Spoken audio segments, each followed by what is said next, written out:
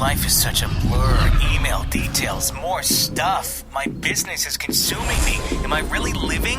When do I get to do what energizes me and enjoy the rewards? Welcome to your second life. All is now doing what you love and loving what you do. It's radical creativity. Here's your host, the VIP coach, John Davidson. All right, folks, it's Radical Creativity. This is JD. I'm very, very excited about today's show, and I'd like to call out to all the entrepreneurs, all of the serial creators, all of the gifted bosses that are listening to today's show. I'm so glad that we can do this show for you folks. I mean, I really feel that the folks that join us on this program are truly a very special breed. You're here for some very specific reasons. You're here because you're noticing changes going on in the world, changes that are going on in you. You know, you've reached a point in your career where everything has gotten more and more complicated. You sought to grow a business. You wanted to put it all together. You wanted to make it all work. You hired the staff, right? You went in, you put together the marketing program, and then everything was supposed to get easier. Everything was to get more simple, and you started getting bigger. You had more revenues coming in, but less and less money was coming in the door. And you thought, well, no, wait a second. Maybe bigger isn't better. Maybe I need to stay small. You know, if I come in here and I grow this business, I'm going to have to work 16 hours a day, and I don't have the room for that in me. My family can't take it. I'm spiritually bankrupt. Emotionally, I'm not able to handle it. I can't keep operating at this level. And is there really enough coming back to me? Is this really all worth the effort? If I make it a go for the next 3 years, 4 years, 5 years, 7 years, 8 years, 9 years, where am I going to end up? Am I really going to get the reward, the payday for all of the heart and the soul and the sweat and the blood and the bone I'm going to have to put into this thing? Who do you know that says that? Is that you? Does that sound familiar to you? And you're a decent person. You are a person of great character. You have all your best intentions, but you're caught. You're caught in a system, a network that's got you by. It's like being caught on the tail of a bull instead of by the horns. And so you feel like you come into the office and it's like a snake pit. Oh, geez, I'm going to get bit. Or better yet, you walk into a meeting and you think it's going to be a hornet's nest. You're already tentative because of what's been going on.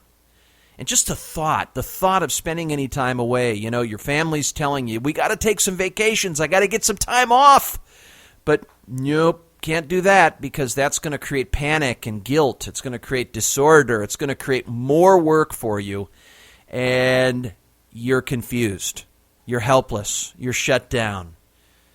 This is the hell that I encounter, and I encountered it 14 years ago. Not only myself, because I had hit a ceiling. I had hit a place in my career in sales where I didn't know what I could do to make my income go up, but yet have a better life. I didn't know what I could do to grow my earning power, but yet have a better sense of balance. I mean, it's a really, really interesting dilemma to look at how you can increase your money, increase your free time, increase your lifestyle, increase your growth, really arrive at being a full person without all these huge sacrifices one has to make for one versus the other. And so I see a lot of entrepreneurs that are kind of hiding out in their business because they don't want to face the truth at home. Or just the opposite. You know, they don't want to go into their business because they don't want to face the truth that they're focusing on all the wrong things. And so they just get kind of intentionally blind. You know, I'll block myself off from those reports. It's been said that the reason businesses fail is because of bad accounting. We don't want to look at the truth. We don't want to look at what's really going on because we might have to change something. Hello, we might have to change something. Gosh, what a thought. We might actually have to change something.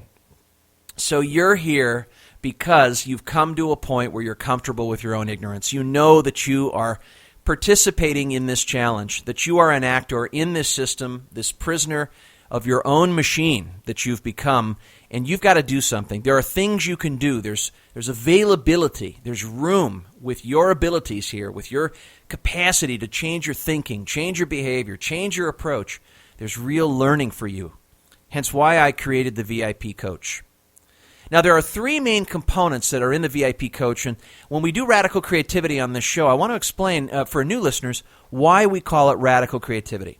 And the reason we do is I believe that every entrepreneur deep down just in the deepest roots of he or she, who she is, has a thirst, a hunger for what I call creative freedom. And creative freedom means, just as it would sound, creative freedom, non-compliance, the capacity to give one permission to express their soul, their creativity, their work, to do what they're meant to do and serve who they're meant to serve. And that's really where the joy is in our work. I mean, you can make a lot of money, but if you're not in that, I feel sorry for you. Because then you're doing misery for money, and what's the money really for? The only reason you make money in business is to buy the time. And the reason you're wanting to buy the time is because your value system says you want freedom. That's why you chose to be an entrepreneur. It's a lifestyle choice. But a lot of that freedom is being taken away because of commoditization going on in our industries. We're not able to position our value at premium levels, right? And self-expression and personal gifts and intrinsic desires, really positioning our aspirations in the business, is making us more creative than automation or machines or the utopian way that, well, we say, well, I'm going to play that way, or I'm going to apply this system, or I'm going to give the right formula to what I do. Best practices are a myth. You are truly, truly on your own journey today. You can't just build a franchise prototype in your business and think that just because it worked for Tom, Dick, and Harry, it's going to work for you. You have different goals. So radical creativity is about creative freedom. It's about independence and autonomy. And it's what a machine can't do. And when we're looking at the global economy, I mean, defining features, hey, I don't know about you, but it surprised me when China and India became the largest body of English-speaking people on the planet. The United States are not the leading English-speaking people on the planet. There are more people speaking English in foreign countries than us. GE, 2/3 of their workforce are not in the United States. How many companies are hiring outside the U.S.? Folks, you are in the big game. The stakes have changed. The competition scope and bandwidth has gone up. You're playing in the big game. If you don't know that, you're ignorant. You need to wake up. I don't care who you are, what business you do, you cannot turn your back on the big game. You are in a much larger pool. You went from your city to doing business locally to statewide to geographic to automatically being inserted on this rock called the Earth. You are in the Earth economy. And we are in an interconnected world. So as an entrepreneur, you're faced with an enormous amount of changes that are upon you. And what does that mean? That means that you have to really look and listen more than ever. The type of buyer that you're facing today is more suspicious than ever. They have more options in the marketplace than ever. So how do you compete? You compete by being significant. You compete by self-expression, authenticity. And that starts with the little speck and seed of being more of yourself and being competitive. There's never been a better time than giving a spiritual punch to what you do in business. You know, if everybody's trying to get into Hollywood, right, all the different musicians, they all have the same equipment, right? There's 150 of them all knocking on Hollywood's door. But the one who really gets through, who passes the gateway, who becomes clearly on someone's radar as an indispensable force, it's because they have more spiritual punch in what they do. They're more of themselves in what they do, and by virtue of that, they do it in a way that no one else does it. And they make that way of being, their true aspirations, their intrinsic desires, they position it in such a way that whatever world they're aiming in, it creates value. So our creative freedom, our capacity to let go of having to live up to our social norms or operate by a system or someone else saying that we do this, we're adequate. No, we create, and by creating we learn. And we bring ourselves heuristically. In other words, we experiment. Heuristics mean experimentation. We experiment by virtue of causing something to exist that we care about. And what we have to do is we have to fiddle with things that no one sees yet. And that's the game. How do we fiddle with things that no one sees yet? Well, Steve Jobs fiddled with the iPad before no one saw it. He fiddled with the iPod before no one saw it. Entrepreneurs that are visionary, the ones that really win the game, they fiddle with things that no one sees yet. How do you fiddle with something that no one sees yet when business today is based on scalable efficiency? How can we use that as a context to support leadership and innovation to work toward or create things that no one sees yet? You see the conflict? You hear it, don't you? that one is very creative, and it's something that we can't really measure because it's on its way in. We don't have stats that we can live by. It's not scalable efficient. We're not able to work out variance. We have to sense emerging futures and be available to what wants to emerge and allow ourselves to learn from that emerging future and then build it as it's coming into being. We have to kind of co-pilot with what the universe is wanting the leader to do while the leader is kind of getting a sense or learning his own intentions deeply. There are many defining features in reality that I'm talking about that really support this idea. I mean, think about it, folks. We're all facing something unanimously, multilaterally, that we cannot deny. It is multidimensional in terms of our defining features in reality. By the year 2020, over 2 billion people will be without clear drinking water. Did you hear what I just said? Over 2 billion people on the earth will be without clear drinking water. Now you tell me who is not linked to being affected or could be affecting that defining feature. See?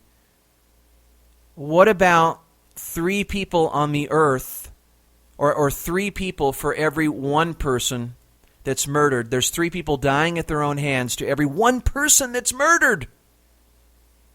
3 people are killing themselves to 1 murder. I mean, when you hear that, what comes to mind? What do you think about in terms of people's happiness or their quality of life or their sense of hope and meaning or realizing their ability to affect things? Their sense of power. You're hearing a helpless age. You're hearing someone who's said, I give up, that's it, done, cooked, can't make it. I don't have the power to create what I want. And they make that true. Or what about the person who's unaware that we're consuming 1.5 Earths? And if China and India grow even bigger, if they double in population, we're going to consume 3, 4 Earths. 3 more than we have.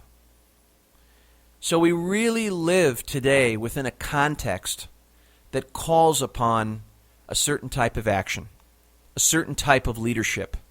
I call it organic leadership. And this type of leadership, this creative, transformative leadership, is of utmost importance to our coaches. I mean, the VIP coach, this really is the centerpiece of what we intend our leaders to do, bringing out the very best of themselves. That they are leaders that are able to scale their businesses within values that really matter. Because the sustainability and the staying power and the real difference and impact that these businesses can make is to do basic good things. Yeah, of course, we want to make a profit. There's nothing wrong with wanting to make a profit and make a lot of money. Of course, it's great. And with that money, we can have a great quality of life, and we can get freed up, and we can spend more time away from our businesses and create more value for the world with that time. So it all reinforces itself. Yeah, it's great. But then there's fundamentally what that business and the character of that business is geared to do. Because what you do, you must know the level of influence that you have. Everything you do is fractal. In other words, it's a raindrop that supports a rain cloud, that supports a sky, that supports an atmosphere, that supports a planet. The tree supports the forest, which supports the ethos, which supports the ozone layer. You know, you see the layering going on. Because, see, Mr. Entrepreneur, the business that you lead will influence the institutions. It will shape the institution that business sits within. And the character of that institution will shape the character of that society. And the society and the character of it will support the character of how we approach our Earth, our Mother Earth. So we are inevitably connected. We are inevitably connected to a destiny that some of us will turn toward and some of us will turn away out of fear. These defining features today are undeniable. We must start to turn toward them and consider them in the cohesive and common caring of the people that we lead And really, if we think about it, if we really, really stop and reflect, because that's the purpose of data, is to stop and reflect about these defining features and determine our role in this, and really get the context out of which we need to lead our enterprises. We really get that the people in our organizations we can position to truly make a remarkable difference. So creative freedom is about sensing around you what the world is in need of, and then getting your individual call to action. How can I contribute to this? What can I do to make some change? How can I take an active role and realize my deepest aspirations to make a difference in the overall cohesive collective that I am within? I want you to really think about that during the break. We're going to take a break, and I'll be right back. Having a life where you have the creative freedom to do what you love and to offer the world something that only you can bring to the table. That is the world of high-level performance with John Davidson. That is the world of radical creativity. That is the world that you can be a part of when you realize all that is holding you back is you. Begin the journey through one-on-one coaching that gives you the finesse for business and lifetime achievement, and find your place on the roadmap to high-level performance today. Visit highlevelperformance.com. What matters to me? What is my true work? Monetize your passion and enjoy creative freedom with the VIP Coach. You're listening to Radical Creativity with Executive Performance Coach John Davidson. All right, we're here, Radical Creativity, folks.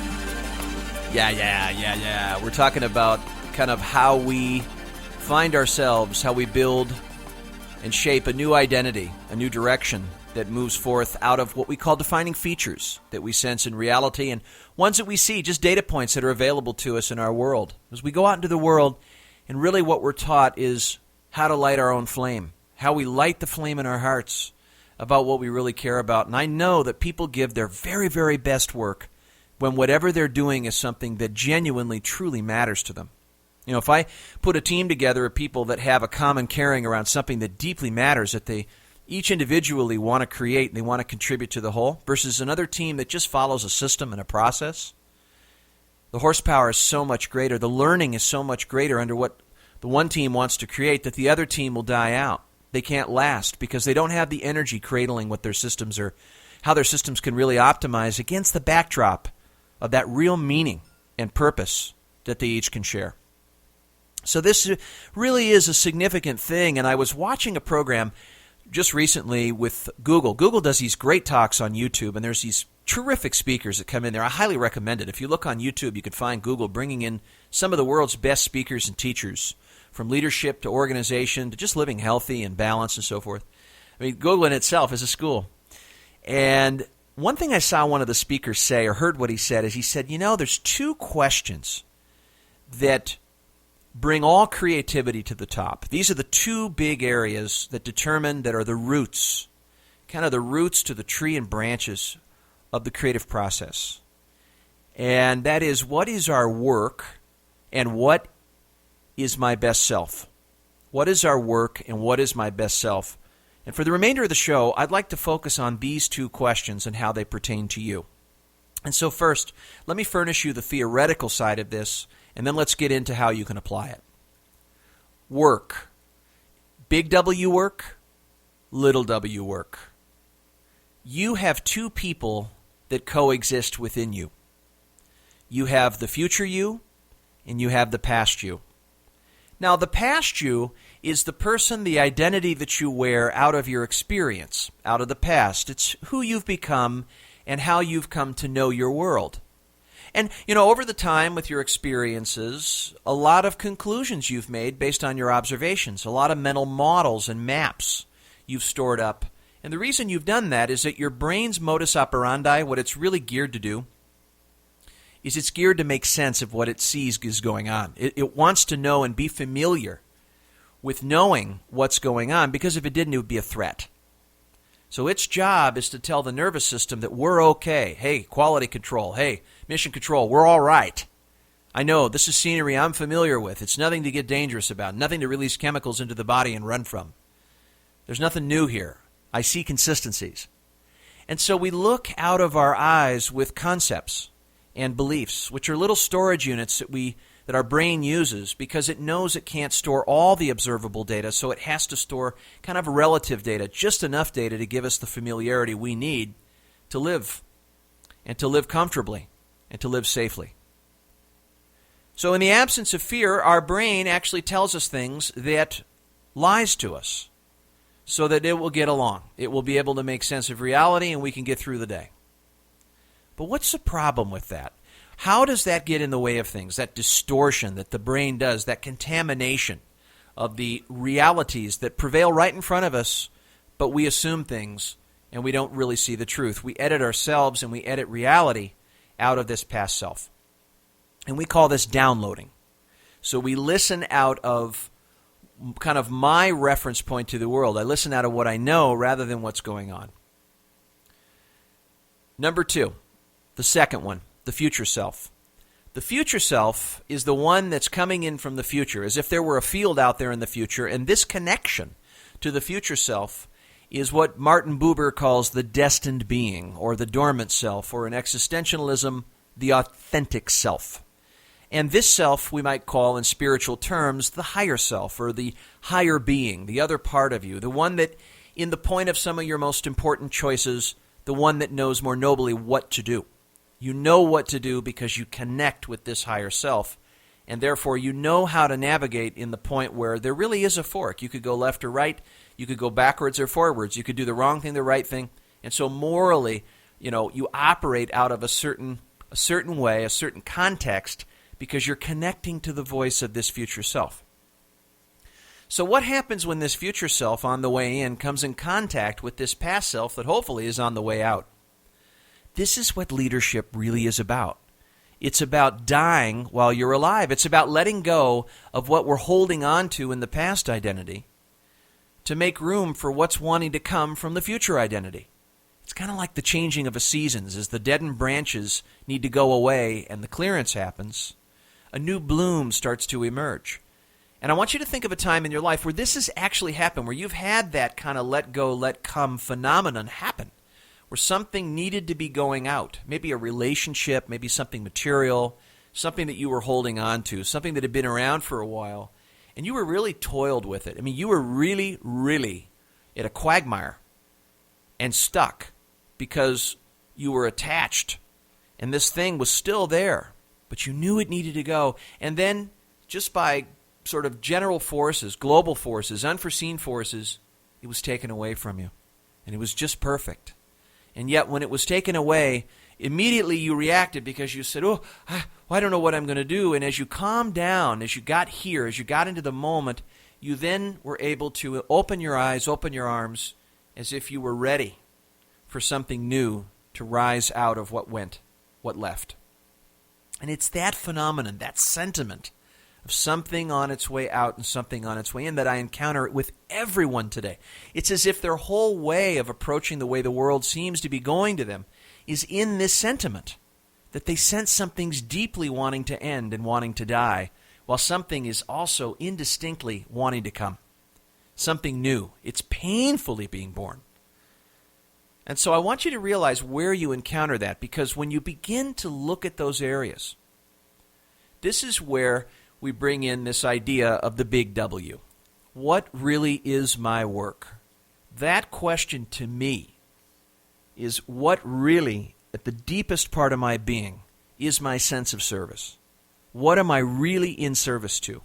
What seriously stands in need of me? Because you're building a calling. You're not building a company. It's a calling, folks. It's not a company. You have to get that. That beneath all of this, beneath the technology, beneath all the automation, beneath the systems, beneath the financials, beneath this whole organism called an organization, is a house for someone, a group of human beings, to really develop into better human beings. That underneath all of this is a place where a group of people can really realize themselves as they help others and create value for a marketplace. Our vocation becomes an area of self-actualization. Why not? Heck, we spend so much time in the workplace. We spend more time at work than we do with our most sacred relationships. Why shouldn't it be big work? Not little work, but work that really draws forth our personal gifts and our deepest aspirations. And if we do, how do we approach our work? What kind of work product do you think we could put out? Do you think we'd be operating at our very, very best, loving what we do and doing what we love? There's no question about it.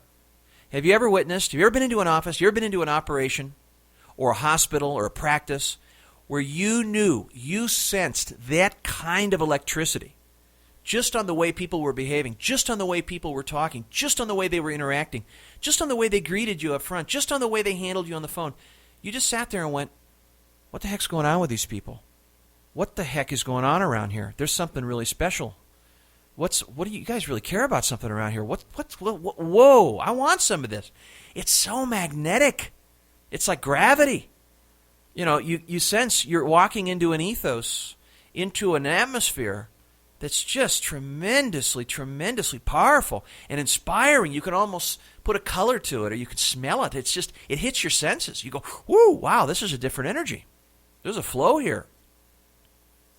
That's what I'm talking about. There's an old cliche that says you can only measure. In other words, you can only manage what you can measure. You can only manage what you can measure.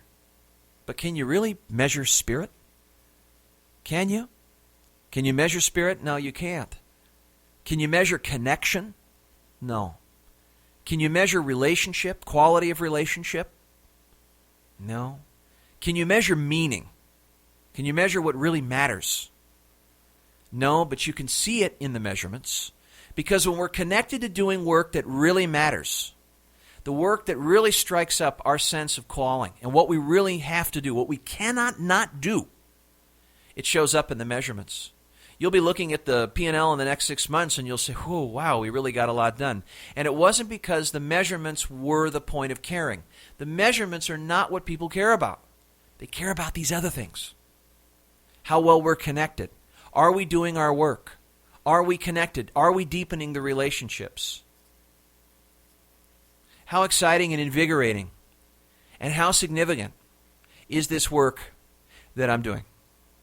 So you as a leader, Mr. or Mrs., on this radio show, you have to look at these dimensions of your business, the work piece.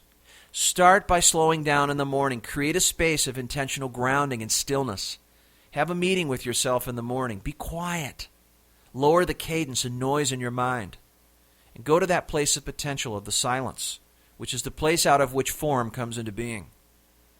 It's a space out of which your creations come, and you blend with those creations.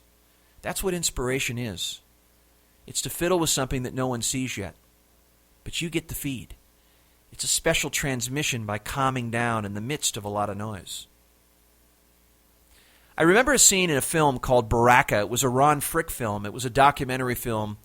And beautiful locations, panoramas. You should rent it. I think it was made back in the 90s, and the word Baraka means blessing. And what the director was trying to do was to give us a message that in all of our cultures, there's a very deep ritual, a blessing, a baraka, that all cultures have a different way of coming to. Yet that blessing is where we rise to the top in terms of channeling the grace within us. What is within us is our highest capacity of being. When we connect with a part of ourself, being silent. And we leave the earth when we do this. That's what prayer is. Blessings, prayer, means to leave the earth. To connect with something greater in us. And this part of us, which we might call our best self, is that self from the future that's connecting with us, that's presencing itself now, and needing us to come into being. It starts as a speck, and then it creates a leaf, and then it creates a branch, then it creates a tree, then it creates a forest, then it creates an atmosphere, then it creates an earth, then it creates a solar system, then it creates a universe. It starts as a decimal speck. And what you must know is that you're not the only force, that there are other forces that you can tap just by listening generatively in this space that will help you understand and be taught by that speck what needs to happen. But the past self, the old one, is holding on in the voice of judgment, cynicism, fear. It's looking for continuity. It's looking for consistency. But this place is death. It's inconsistency, amputation, ending into the beginning. So how do you connect with this place? And that is the practice. What are your rituals to stay connected to this dimension of what you do? How do you organize yourself to do that? Meditation. Meditation is the readiness for whatever will arise. It helps you wholeheartedly cooperate with the inevitable realities, the wild cards of the universe that play out. That instead of reacting and responding with shock about what's going on, suddenly you're able to react in a way or operate in a way where you could be the observer and the witness, like reality being the wind that comes and goes, that says hello and then goodbye like turbulence on an airplane. It's a great practice, folks, and I think it's a must-do for all leaders. And if it's not that, meditation just means focusing on one thing. So if it's gardening, if it's bicycling, if it's taking a time out, bike riding in the hills, going up and climbing something, reading a book in the afternoon, doing nothing, taking a nap, sitting quietly, watching the bird outside, the point is that whatever is in your mind is zeros. It is the absence of thought. It is to sense all the dimensions of you, all the intelligence that you have to bring in context to your situation. Your mind, your heart of compassion, and your soul, which is desire of the King, true aspirations to come into the moment knowing in the deepest parts of you what really matters. And that's what it is to connect with your best self and your work. And to not absence that, but connect when you're busy and non-busy, just to be attentive coming into the present moment. This coming into the present moment and connecting with this place is probably the single most important capacity for organic leadership and driving results and value in the marketplace than it's ever been before. So I suggest that you listen to what I'm saying. If you like these ideas and concepts, and you think something I've said here is for you, and it resonates with you, and this is your time, you say yes. You're comfortable with your own ignorance. You're willing to be wrong. You're willing to surrender. You're not struck or stuck on your views or stuck on knowing what's going on, but yet you're willing to learn. Maybe it's time to get some help. This world that you're in, this life and this business, this is complicated business. There's so much to pay attention to on your hard drive that you rarely have the RAM to handle it. You need a file cabinet. You need a climbing buddy. You need a wingman. You need a sparring partner, somebody that can think on behalf of what you're doing too. Hence why there's coaching. So, to do that, if you'd like to suit yourself with that great gift, here's the email. It's vipcoach@highlevelperformance.com. vipcoach@highlevelperformance.com. We're online at www.highlevelperformance.com. When you go to our website, you'll find several sections. One for you, the leader, our one-on-one coaching program called the VIP Coach, where we go to work on three things: your personal production, your agency or company development, and your zone of fulfillment in life, and all the other areas that reclaim your wholeness. Second is coaching and development and resources for your team, building the kind of organization specifically around you that's geared to produce the most amount of value and differentiate itself in a marketplace and compete. Compete profitably and on all cards, create the most value in the marketplace. And then your zone of fulfillment. You're a whole person, spiritually, emotionally, intellectually, and financially. So what are all those other areas in your life plan that need to come together for you to be a full person? Your identity is not work. You're a full human being, and when you get out your report card by the end of your life, you're not going to be saying, oh, I wish I had another day at the office. You're going to want to have defining moments in your life. Happiness is the booby prize of creating what matters to you, focusing on your personal gifts, and enjoying how you live your life when you're not in your business. Anything that you enjoy in life is the greatest use of time, and anything that you're involved in life is the greatest use of time. The game is about pleasurable involvement, enjoyment involvement. That is what we do. We have several deliverables. We have resources. We have learning aids, tapes. We have coaching sessions. We have a whole tour de force that we will get inside of you in some way and help you. We will rock your world. And what we guarantee is that if your sessions are not earth-shatteringly cool for you, if they're not life changers for you, game changers for you, our sessions are free. We guarantee each coaching session. I honor and know that after 14 years. And that keeps us on top. 714-375-6624. Again, 714-375-6624. You've been listening to the VIP Coach, Radical Creativity. I look forward to next month's show. Thanks again, and have a productive day. For more tools on how to liberate your gifts, become more valuable, and on purpose through radical creativity with executive performance coach John Davidson, visit highlevelperformance.com and be sure to follow John on Facebook. Check back soon to continue the journey toward radical creativity.